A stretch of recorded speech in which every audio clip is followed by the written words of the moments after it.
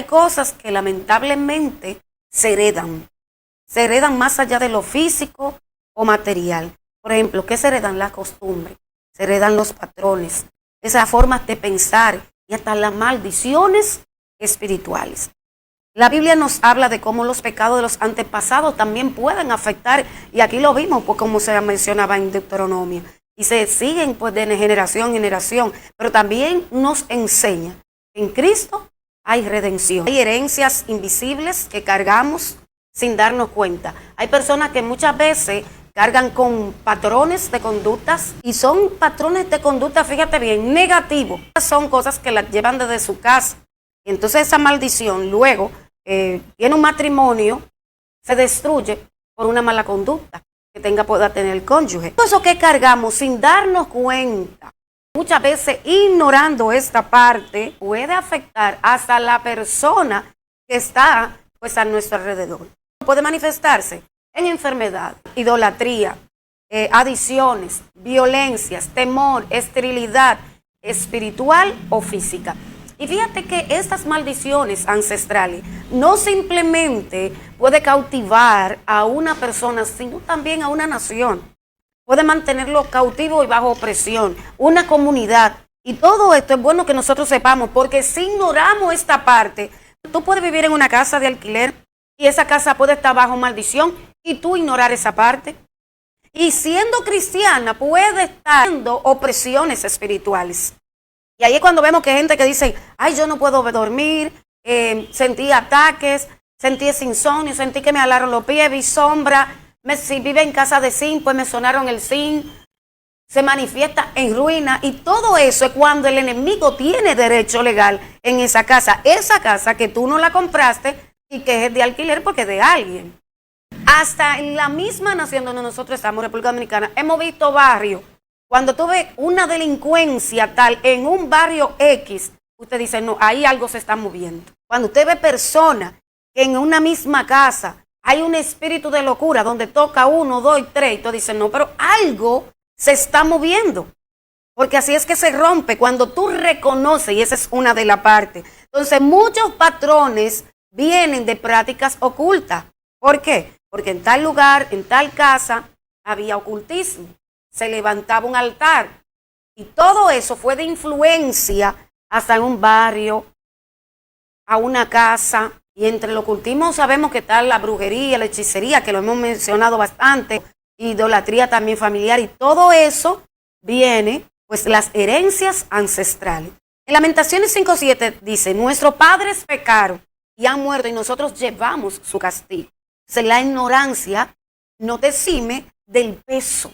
Muchos viven bajo maldición heredada sin saber que sus vidas no prosperan. Lo que no se confronta, se hereda. Si usted no lo rompe, lamentablemente, se lo va a tener que ver sus hijos o los hijos de sus hijos. Y eso es muy bueno que nosotros lo tomemos en cuenta como cristianos y aprendamos a hacer guerra espiritual, a tener autoridad, a no temer, porque el Señor nos ha dado la llave. Y el enemigo se aprovecha de los pactos no rotos para reclamar legalidad.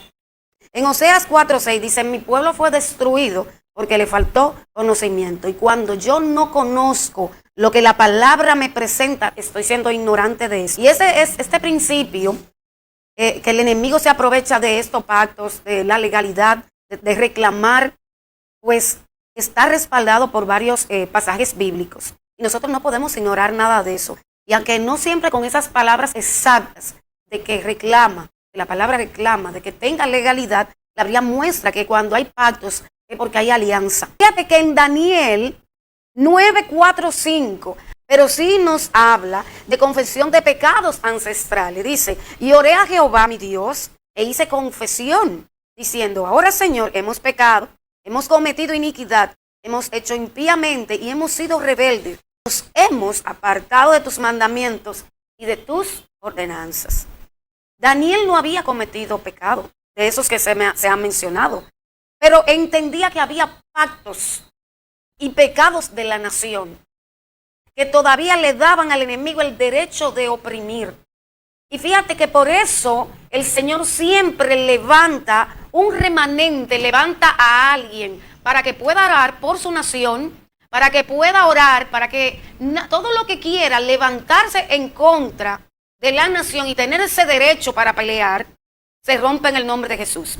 Así como hay gente que ora por su casa, que pone ese cerco para que se desvíe lo que venga, así hay personas que oran y gimen ante la presencia del Señor. Por eso, aquí vemos un Daniel que ora por su nación para romper con toda iniquidad y con toda maldición.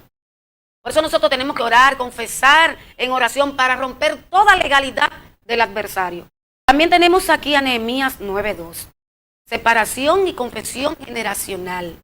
Ya se había apartado la descendencia de Israel de todos los extranjeros. Y estando en pie, confesaron sus pecados y las iniquidades de sus padres. Mira, wow, la gloria de Dios. Aquí vemos que las iniquidades de los padres seguían teniendo aquí un peso espiritual, un derecho espiritual. Apartarse de eso para que no tuviera derecho legal. Y aquí vemos que empiezan a hablar de las iniquidades, o sea, las maldiciones ancestrales de los padres, de lo que estaba torcido desde la raíz. Cuando ellos empiezan a confesarla, se apartan y cortan con la legalidad del enemigo sobre ellos. La gloria es de Dios. En Eclesiastés 10:8, aquí pues nos habla de las brechas espirituales que muchas veces la abrimos.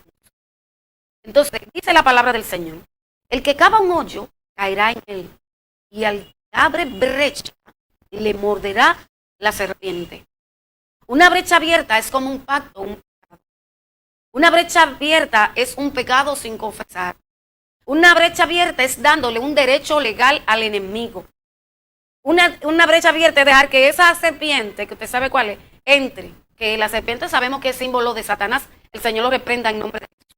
Entonces, hasta que no se cierre esa brecha espiritualmente, hasta que no se cierre esa brecha, el enemigo va a tener permiso para poder entrar. Entonces, por eso nosotros tenemos que cerrar toda brecha para que él no tenga legalidad ni en mí, ni en mi generación. Pacto no roto es literalmente también darle lugar al enemigo. Y el enemigo puede ocupar una área de la vida de la persona, afectando lo físico, emocional y espiritualmente. Por todo pecado, pacto o práctica ocultista que no se rompe en Cristo, sigue vigente en el mundo espiritual.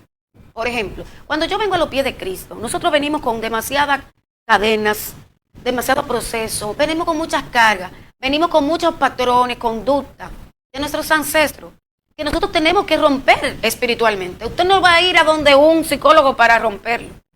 Usted va a tener que romperlo espiritualmente. Esto el enemigo lo usará como un argumento legal para estorbar, para oprimir, para culpar, pero yo tengo que identificar lo que me puede hacer daño, lo que me está haciendo daño o lo que le puede hacer daño a mi próxima generación. Y es Proverbio 26:2 que dice, como el gorrión en su vagar y como la golondrina en su vuelo, así la maldición nunca vendrá sin causa. Y Salomón, mira, fíjate que usa esa figura para decir que una maldición no llega a la vida de alguien por casualidad. Siempre va a llegar por una causa. Alguien abrió una brecha. Oye, alguien abrió una puerta. Alguien le dio legalidad para que eso esté sustentado ahí. Por eso dice la palabra, nunca llegará sin causa la maldición. Y realmente este versículo encaja en todo lo que nosotros estamos diciendo, en pacto no roto, en legalidad espiritual. Y así como la golondrina no se posa, sino que encuentra ese lugar seguro para estar. Ay, Dios mío, esto es fuerte. Una maldición no se asienta ahí en una familia por asentarse. La base llega por un motivo bien claro. Alguien, si usted no abrió, escuche bien, por eso te estoy hablando de maldiciones ancestrales. Si usted no abrió, es porque desde allá atrás abrieron. A lo mejor los abuelos abrieron. Y esa causa, pues puede ser pecado personal. Hay muchas personas, pues, que pecan deliberadamente, porque hacen pactos y no saben que hasta con su propia boca profieren maldiciones y hacen juramentos. Y lo que ellos no saben es que en el mundo espiritual también están siendo atados objetos o prácticas ocultistas que permanecen en la familia. Las palabras bajo maldición, palabras malditas que fueron aceptadas, pero que no fueron canceladas. que cuando ella quiera hablarle a sus hijos sobre algo, vemos que ahí ya hay una raíz que ella plantó. Porque ¿quién se lo entregó? Ella dijo que eran de él, ya ustedes saben quién.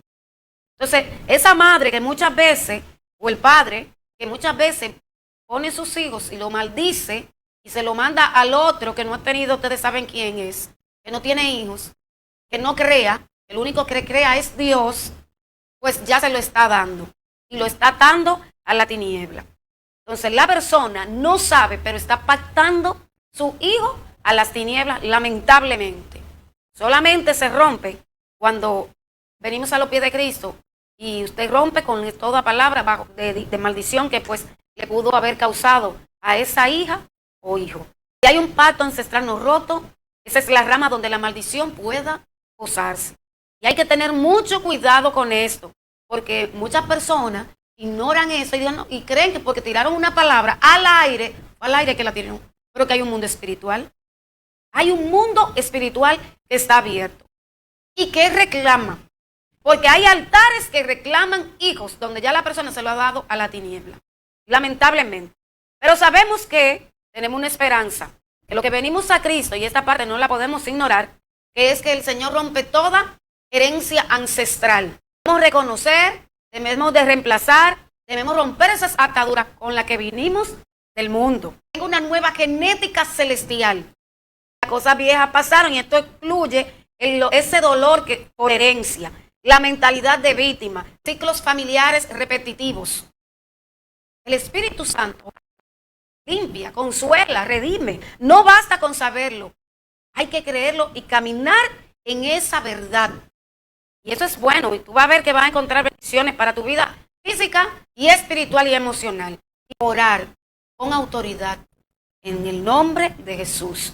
No a pedirle permiso al enemigo, a darle una orden que se va a tener que retirar de su casa, de sus hijos, de su generación en el nombre de Jesús. Usted ahí está haciendo una limpieza a su generación en el nombre de Jesús. Cubrir la familia con la sangre de Cristo. Y Dios quiere levantar una generación libre.